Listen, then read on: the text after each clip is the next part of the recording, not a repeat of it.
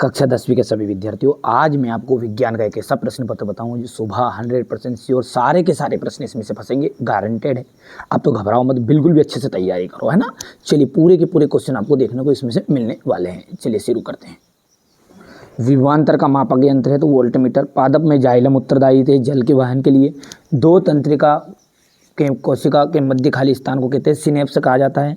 नर युग्मक और मादा युग्मक में संलयन की जो क्रिया वो निषेचन कहलाती है। विद्युत धारा का एसआई मात्रक है एम्पियर। पारितंत्र ये यहाँ से आपको रखना है इतना, ठीक है। इसके बाद में यहाँ पर हो जाएगा इतना। रिक्त स्थान है आपके कि वे अभिक्रिया जिनमें उत्पाद के निर्माण के साथ साथ उष्मा भी उत्पन्न होती है, उन्हें क्या कहते हैं? उष्मा छिपी अभिक्रिया कहते हैं। जल एक क्या है? उदासीन ऑक्साइड है। धातुएं प्रायः उष्मा और विद्युत की कैसी होती है? सुचालक होती है। पौधों में केवल रासायनिक समन्वय होता है। मादा और गर्भस्थ शिशु के बीच जैविक संबंध स्थापित करने वाले ऊतक प्लेसेंटा कहलाता है। मेंडल ने वंशानुगति के नियमों का प्रतिपादन किया। हो गया इतना। इसके बाद में ये आपका यहाँ तक कर लोगे कंप्लीट। आगे बढ़ेंगे। अब है आपका जोड़ी जो है उसमें क्या कह रहा है कि विद्युत की सुचालक आधातु है तो ऐसी जिसमें करंट आता है तो वो आपकी ग्रेफाइट। रक्त का थक्का बनना, रक्त का थक्का कहा जाएगा प्लेटलेट से। स्वपरागन में जाएगा द्विलिंगी पुष्पों में। लिंग गुणसूत्र कहा जाएगा लिंग निर्धारण के लिए उत्तरदायी। उत्तल दर्पण कहा जाएगा आपका पश्चिम दृश्य दर्पण और जरा दूरदर्शिता के लिए जाएगा द्विफोक्सी लेंस। यहाँ से आपको बढ़िया से कंप्लीट करना है। ये कितना हो गया। जब किसी यौगिक में ऑक्सीजन संयुक्त होती है तो वहाँ अभिक्रिया क्या कहलाती है? तो देखो अपचयन कहलाएगी, क्योंकि ऑक्सीजन का जो योग है वो अपचयन है और ऑक्सीजन का जो ह्रास है वो उपचयन कहलाएगी। पारे की मिश्र धातु क्या कहलाती है? अमलगम कहलाती है। मनुष्य में आयोडीन की कमी से होने वाला रोग कौन सा है? तो घेंगा। कौन सा रोग है? घेंगा। पराग कोश से पराग कणों का वर्तिकाग्र तक पहुँचने की जो घटना है वो कहलाएगी आपकी परागन। लेंस की क्षमता के लिए सूत्र लिखना है और इसका मात्रक भी लिखना, तो P इक्वल हो जाएगा 1/f मीटर में।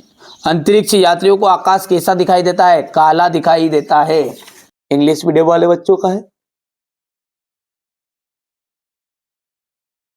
ये देखिए यहाँ से हो गया। स्क्रीनशॉट ले लो तुरंत, ठीक है भैया। अब है सत्य असत्य। मनुष्य में दोहरा परिसंचरण होता है क्या? बिल्कुल सत्य बात है। दूरदृष्टि दोष को दूर करने के लिए उत्तल लेंस का उपयोग करते हैं। सत्य है। अमोनिया क्लोराइड को जल में घोलने पर विलयन ठंडा हो जाता है, उष्मा छिपी अभिक्रिया है। यह आपका असत्य रहेगा, ठीक है। घरेलू परिपथ में प्रत्यावर्ती धारा प्रवाहित जो धारा है वो प्रत्यावर्ती धारा होती नहीं, वो होती है दिष्ट धारा, उसे अपन डीसी करंट कहते हैं। तो ये आपका चौथा जो है ये आपका असत्य रहेगा। लिटमस एक प्राकृतिक सूचक अम्ल क्षार है। तो ये आपका लिटमस जो है ना वो क्या है? आपका सत्य बात है। और यहाँ पर उष्मी अपघटन की अभिक्रिया है, बिल्कुल राइट बात है। ये उष्मा छिपी अभिक्रिया का ही उदाहरण है। हो गया भैया। उष्मा शोषिका आया, समझ में नहीं आया इतनी चीजें। चलिए अब आगे बढ़ते हैं। ये हमारे इंग्लिश मीडियम वाले बच्चे लेंगे बढ़िया से स्क्रीनशॉट इसका। अब क्वेश्चन नंबर जो आपका 6 है, यहां से आपके 2-2 नंबर के क्वेश्चन शुरू होंगे। यहां से देखिएगा बढ़िया से इसका सॉल्यूशन आपको मैं कल कोचिंग में जो उनको भी कवर करवा रहा हूँ, जो उनको बता रहा हूँ वही आपको, ठीक है। तो वो जैसे कवर कर लेंगे मैं आपको उसका पीडीएफ आपको प्रोवाइड करा दूंगा, है ना। ध्वनिक सोनोरस किन्हें कहते हैं? उदाहरण दीजिएगा। आयनिक यौगिकों के गलनांक उच्च क्यों होते हैं? निम्नलिखित की संरचनाएं चित्रित कीजिए। एथेनोइक अम्ल, ब्रोमोपेंटेन। हाइड्रोकार्बन क्या है? उदाहरण देकर समझाइए। पाचक एंजाइमों के कार्य लिखना है। हमारे शरीर में वसा का पाचन कैसे होता है और यहाँ प्रक्रम कहाँ होता है? चलिए आगे बढ़ते हैं और क्वेश्चन नंबर 10 को देखते हैं। आलैंगिक जनन किसे कहते हैं? कुछ पौधों को उगाने के लिए कायिक प्रवर्धन का उपयोग किया जाता है, क्यों? आनुवांशिक विभिन्नता है किसे कहते हैं? मेंडल का पृथक्करण का नियम आपको बताना है, ठीक है। 2 मीटर फोकस दूरी वाले अवतल लेंस की क्षमता ज्ञात कीजिए। हीरे का अपवर्तनांक 2.42 है। इस कथन से का क्या अभिप्राय है? अवतल दर्पण की मुख्य फोकस की परिभाषा आपको बतानी है, परावर्तन के नियम आपको बताने हैं, चालक के प्रतिरोध को प्रभावित करने वाले 2 कारकों के नाम बताइए। ठीक है, ओम के नियम को समझाइए, हो गया। इसके बाद में है यहां से फ्लेमिंग के वाम हस्त के नियम को लिखना है। फ्यूज तार क्या है, इसका उपयोग क्यों किया जाता है? अपवर्तनांक से आप क्या समझते हैं? गोली दर्पण की वक्रता त्रिज्या को परिभाषित करना है। पारिस्थितिकी क्या है? पारिस्थितिक तंत्र के प्रमुख घटक कौन कौन से हैं? आहार जाल या आहार श्रृंखला में अंतर बताइए। रासायनिक समीकरण से आप क्या समझते हैं? किसी संतुलित रासायनिक समीकरण का उदाहरण दीजिए। वियोजन अभिक्रिया को संयोजन अभिक्रिया के विपरीत क्यों कहा जाता है?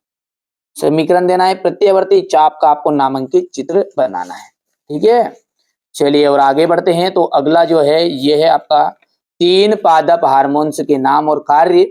बढ़िया से कंप्लीट, अच्छा समझाने वाली बात है। तो मैंने पहले से चैनल पर है ना एक एक वीडियो अलग से डाल रखे हैं, यदि आप सर्च भी करोगे तो भी आपको आ जाएगा। ये तो जरूरी नहीं है कि मैं जो बता रहा हूँ वही करो, यहाँ से प्रश्न आप देख लो, सॉल्यूशन आप मन पड़े जहाँ से याद कर सकते हो, है ना, कोई दिक्कत नहीं है। यहाँ से देखिए सोनेरिक या सोनोरस किसे कहते हैं? आयनिक यौगिकों के गलनांक उच्च के होते हैं। क्वेश्चन नंबर ये 8 यहाँ पर देख लीजिए, ये ब्रोमोपेंटेन हो गया। हाइड्रोकार्बन क्या है, उदाहरण देना है। पाचक एंजाइमों के क्या कार्य है, बढ़िया से देख लीजिए आप, तो है ना। हमारे शरीर में वसा का पाचन कैसे होता है, यहाँ पर क्रम कहाँ पर होता है, थोड़ा सा छोटा कर दूं ताकि सारी चीजें नजर आ जाएगी। ये देख लीजिए यहाँ से, ठीक है। इसके बाद में आलेगिक जनन किसे कहते हैं? क्वेश्चन नंबर 10 हो गया है। क्वेश्चन नंबर 10 का अथवा यहाँ पर, ठीक है। इसके बाद में आपका क्वेश्चन है 11, यहां से हो गया है। इसके बाद में ये आपका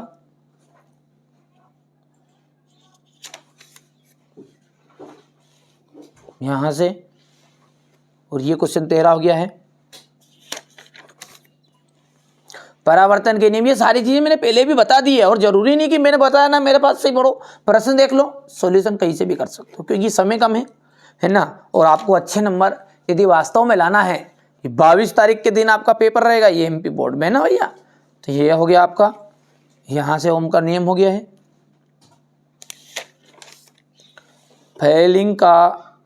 फ्लेमिंग का वामास्त का नियम लिखना है आपको। इसके बाद में ये एक प्रश्न ही नहीं मिला है, अब इसको आप पढ़ लेना। ये क्वेश्चन नंबर आपका 16 अथवा हो गया। ये आहार श्रृंखला और आहार जाल में अंतर है। इसके बाद में क्वेश्चन नंबर 18, ये यहां से देखिए हो गया। इसके बाद में ये यहां से अथवा वाला, यहां से, और प्रतिवर्ती चाप का नामांकित चित्र आपको बनाना है। 3 पादप हार्मोन्स हो गए।